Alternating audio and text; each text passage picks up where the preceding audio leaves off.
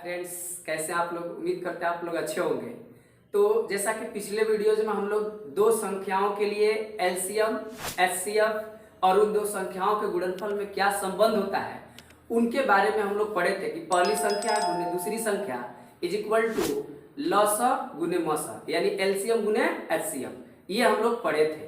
दो संख्याओं के लिए वो आपका वैलिड सूत्र है, ठीक है, फॉर्मूला था। आज हम लोग पढ़ेंगे कि how to find LCM and HCF of a decimal number और सिंपली उसको बोल सकते हैं डेसिमल। ओके, यानी डेसिमल नंबर का या डेसिमल्स का कैसे हम लोग एलसीएम और एचसीएफ ज्ञात करते हैं। तो आइए उसको देखते हैं। और डेसिमल किसे कहते हैं, डेसिमल्स के कितने प्रकार होते हैं, डेसिमल को कैसे असमान डेसिमल को कैसे समान डेसिमल में चेंज किया जाता है, ईच एंड एवरीथिंग को हम लोग कवर कर चुके हैं ऑलरेडी। हम लोग पढ़ चुके हैं, ठीक है। आप लोग अगर उस वीडियो को नहीं देखे हैं तो जाकर उसको देख सकते हैं, या फिर इसके वीडियो के एंड में आपको देखने को मिल जाएगा, ठीक है, उससे संबंधित डेसिमल से। ओके, आइए देखते हैं LCM and HCF of decimals या डेसिमल नंबर, यानी कि दशमलव संख्याओं का एलसीएम एंड एचसीएफ कैसे ज्ञात करते हैं।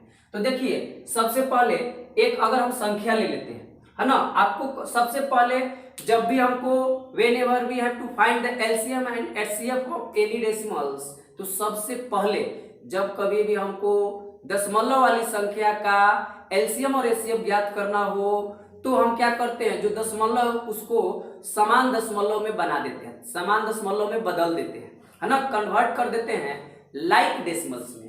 क्या होते हैं लाइक डेसिमल्स, क्या होते हैं समान मतलब दशमलव, इसके बारे में हम लोग ऑलरेडी पढ़ चुके हैं, ठीक है। यानी वैसे मान लीजिए यहाँ पे ऐसे है, ठीक है, और यहाँ पे मान लीजिए 1 है, तो कहने का मतलब ये असमान डेसिमल हो गए, लेकिन एक जीरो बैठा देंगे तो आपका क्या हो गया, पॉइंट के बाद 2 अंक, पॉइंट के बाद 2 अंक। कहने का मतलब पॉइंट के बाद जितना अंक इधर रहेगा बराबर बराबर अगर हो तो उसे समान डेसिमल कहते हैं। तो समान डेसिमल में सबसे पहले जब भी आपको डेसिमल वाली संख्याओं का एलसीएम और एचसीएफ ज्ञात करना है तो सबसे पहले उसको चेंज कर लेंगे, ठीक है।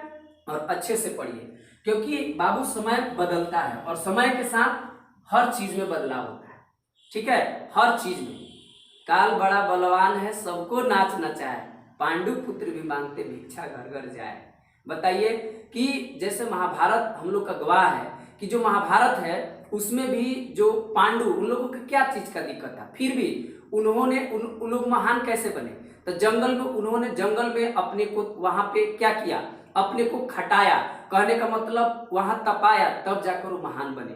सिंपली अगर बात किया जाए, रामायण का भी बात किया जाए तो राम जी भी इतना महान तब बने जब वो अपने घर के सुख शांति को त्यागे, जंगल गए, भटके, सीखे, बहुत सारा चीज सीखे। तो हम लोगों को भी लाइफ में सीखने के लिए सेक्रीफाइस जरूरी है ना, बलिदान जरूरी है। हम लोग को भी आपको रेगुलर प्रैक्टिस करना जरूरी है, क्योंकि practice makes a man perfect, है ना। अगर आपको आगे बढ़ना है तो एक ही हथियार है, सबसे पावरफुल हथियार है एजुकेशन। आपको उस स्टेज पर खड़ा कर देगा जहां से आप सोच नहीं सकते हैं, है ना। आपका लोग इतना साथ देगा, अदरवाइज आपके पास कुछ नहीं रहेगा तो लोग आपको पूछेगा भी नहीं, ठीक है। तो कहा भी जाता है कि वक्त को अपना गुलाम बनाओ, अगर वक्त का गुलाम बनोगे तो कुत्ता समझ के लात मारेगी ये दुनिया, और अगर वक्त को गुलाम बनाओगे तो शेर समझ के सलाम करेगी ये दुनिया। तो वक्त का हमेशा रिस्पेक्ट करिए, पंक्चुअल रहिए, प्रैक्टिस करिए, और जो चीज आपको पढ़ने के लिए मिला है तो पढ़िए, नकली विद्यार्थी मत बनिए, ठीक है, क्योंकि नकली इंसान को खुद आप भी नहीं पसंद करिएगा। अगर नकली इंसान आ जाए तो आप उसको पसंद करिएगा, बिल्कुल नहीं पसंद करिएगा।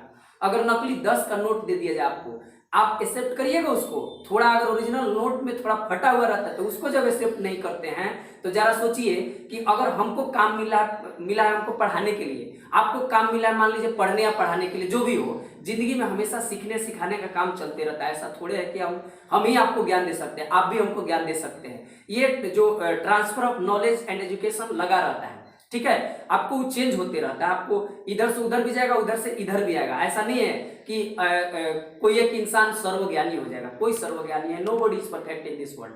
ओके, तो कहने का मतलब है कि आप उसको प्रैक्टिस करिए फाइनली, और अपना जो भी आपका एक मिला हुआ है वर्क मिला है उस वर्क को करिए। ठीक है, आपको अगर विद्यार्थी हैं, 10th क्लास के विद्यार्थी हैं, 8th क्लास के विद्यार्थी हैं, कंपटीशन के विद्यार्थी हैं, तो आप उसके लिए अपने आप को, आप अगर रूम में टिकिएगा ना बाबू तबे सीखिएगा, है ना। अभी अगर बैठ के लर्निंग करिएगा तो भविष्य में तबे आपका क्या होगा। अगर आप लर्निंग नहीं करिएगा तो भविष्य में आपका अर्निंग नहीं होगा, और जब अर्निंग नहीं होगा तो फ्यूचर बर्निंग नहीं होगा। अब बर्निंग नहीं होगा तो समझ लीजिए कितना अंधकार में हम लोग हैं। ठीक है, तो कहने का मतलब है कि अभी हमको लर्निंग करना है ताकि भविष्य में अर्निंग हो सके, और उसी अर्निंग से हमारा फ्यूचर बर्निंग हो सके, मतलब ब्राइट हो सके, है ना, खुशहाल हो सके, और आगे हम लोग किसी का मदद कर सके। ठीक है, तो इस चीज को ध्यान रखिए।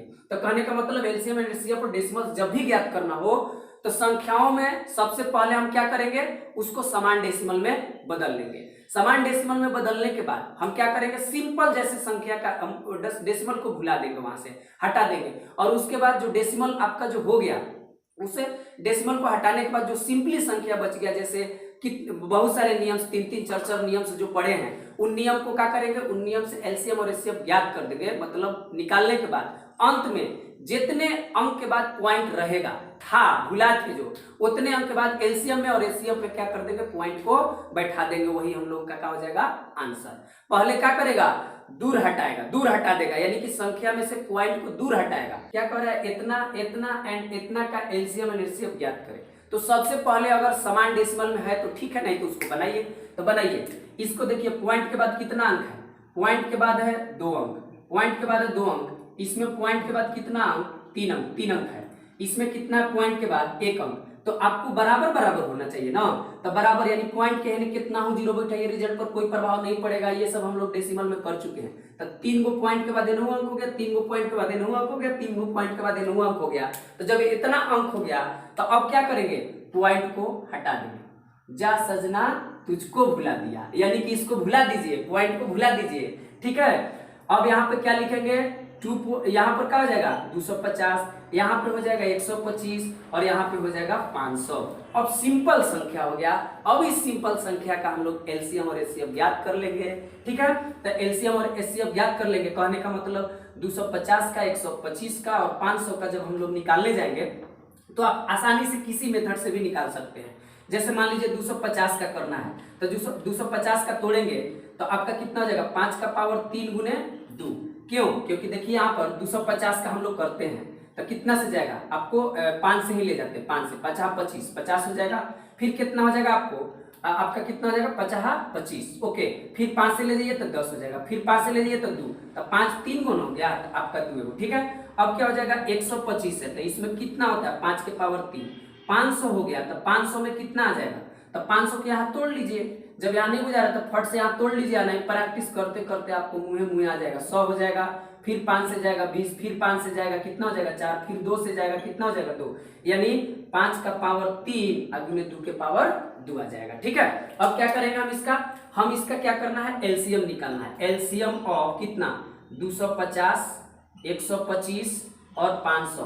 तो जब एलसीएम निकालेंगे तो एलसीएम कितना आ जाएगा, तो एलसीएम क्या होता है आपका, एलसीएम होता है जितने तरह के फैक्टर्स मौजूद हैं उन सभी फैक्टर के मैक्सिमम पावर का गुणन, मैक्सिमम पावर वाले गुणनखंडों का क्या होता है, गुणनफल। तो क्या होता है देखिए 5 है, लिख देते पहले 2 है फिर 5 है, 2 ही तरह के 2 और 5 है। तो 2 का अधिकतम घात कितना है 2, 5 का अधिकतम घात कितना है 3। तो आप गुना करिए तो 2 गुने 2 बार लिखेंगे क्योंकि पावर जितना था उसी को उतना ही बार लिखेंगे हम लोग। ठीक है, तो कितना हो जाएगा 2 दूनी के 4, अब 5 की 20, अब 20 5 100 हो जाएगा। और 100 में इतना से करिएगा तो कितना आ जाएगा 500, कितना आ जाएगा 500 का एलसीएम आ गया। 500 एलसीएम आ गया तो क्या 500 एलसीएम आ गया तो इसीलिए एलसीएम ऑफ हमको ही निकालना है। यहाँ गाना गया तो जा सजना तुझको भुला दिया पॉइंट, अब यहाँ बुलाएगा तू किसी और से मिलने के बहाने आ जा।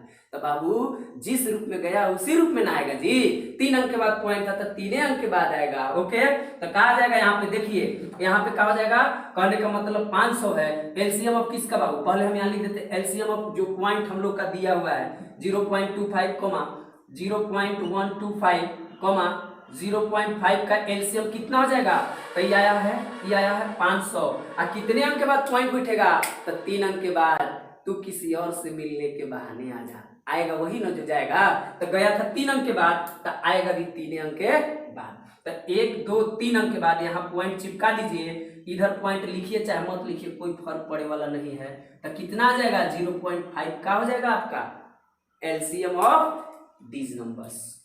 यानी कि आपको पहले चेंज कर देना है समान डेसिमल में, फिर आपका सिंपल उसको जा सजना तुझको भुला दिया, यानी पॉइंट को भुला जाना है, सिंपल संख्या का एलसीएम निकाल देना है, फिर उसको बुलाना है गाना गा के। ठीक है, जैसे जाएगा वैसे ही आएगा, माने 3 अंक के बाद गया तो 3 अंक के बाद ही आएगा। ओके, अब क्या करिएगा, अब यहाँ पर एलसीएम आपका आ गया। अगर एलसीएम आ गया, ठीक है, तो एचसीएफ भी आ जाएगा। एचसीएफ भी अगर निकालना है तो इसका देखिए यहाँ पर एचसीएफ निकालिए, एचसीएफ ऑफ कितना, ये वाला जो सिंपल संख्या था 250, 125 और कितना है बाबू 500। अगर इसका निकालना है एचसीएफ तो जरा देखिए एचसीएफ क्या हो जाएगा। तो जो जो कॉमन है उसका मिनिमम पावर वाला गुणनखंड लेंगे। तो 5 5 5 कॉमन है, 2 कॉमन है, ये नहीं है, 2 इसमें है, 2 में इसमें है, लेकिन इसमें नहीं है।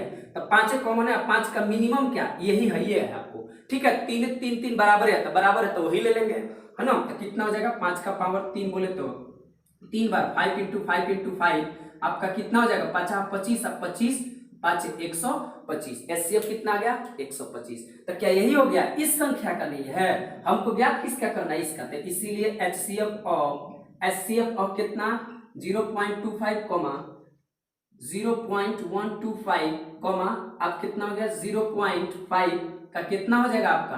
तो ये कितना अंक के बाद गया था जी, 3 अंक के बाद भुलाए थे ना, चाहे एचसीएफ एलसीएम हो चाहे एचसीएफ हो, जितना अंक के बाद भुलाया गया, जितना अंक के बाद उसको भुलाया है उतने अंक के बाद बुलाइएगा। ओके, तो 3 अंक के बाद आएगा, तो 1 2 3, तो 3 अंक के बाद बुलाइएगा तो कितना आ जाएगा बाबू, तो 0.125, यानी 1 2 3 अंक के बाद यहाँ पॉइंट बैठ जाएगा, यही आपका क्या हो जाएगा एचसीएफ हो जाएगा। तो आई थिंक कि आपको जो भी डेसिमल वाली संख्या है आप ऐसे ही करिएगा, बन जाएगा। और चाहे तो आप इसको ना फ्रैक्शन में बदल के भी कर सकते हैं, भिन्न में बदल के। और भिन्न वाला हम लोग पिछले वीडियो में कर चुके हैं कि भिन्न वाला का कैसे निकलता है, यानी ऊपर वाला अगर एलसीएम निकालना है तो ऊपर वाला एलसीएम बटा नीचे वाला एचसीएफ, अगर एचसीएफ ज्ञात करना है तो ऊपर वाला का एचसीएफ बटा नीचे वाला के एलसीएम करते हैं भिन्न वाला के। इसको बट्टा बट्टी के रूप में भी बदल के कर सकते हैं। ठीक है, तो घर के लिए आपको एक वर्क दे देते हैं, इसका हमको क्या करना है एलसीएम और एचसीएफ ज्ञात करना है। तो हम क्या करेंगे, वैसे ही आपको पॉइंट के बाद अंकों को क्या कर लेंगे, यानी समान डेसिमल में बदल लेंगे, बदलने के बाद भुला जाएंगे, फिर उसको जा सजना तुझको भुला दिया, एलसीएम एचसीएफ निकाल के तू किसी और से मिलने के बहाने आ जा, उतना करके पॉइंट बैठा देंगे। यानी जितना अंक के बाद भुलाएंगे उतने अंक के बाद फिर उसको बुलाएंगे। ओके, भुलाना और बुलाना दोनों सेम होगा, यानी पॉइंट के बाद जितना होगा उतने के बाद होगा। ठीक है, तो आई थिंक कि आपको अच्छे से डेसिमल वाली संख्याओं का एलसीएम और एचसीएफ समझ में आया होगा। अगला वीडियो में हम जो अलजेब्रा वाला में आ जाता है, कभी कभी बीजगणित में बहुत सारे क्वेश्चंस में आपको आ जाता है बट्टा बट्टी वाला संख्या, तो उसमें कैसे उसका एलसीएम एचसीएफ लिया जाए उसको ज्ञात करने के लिए हम लोग अगला वीडियो में अच्छे से पढ़ लेंगे। तब तक के लिए बने रहिए हमारे साथ। Thank you.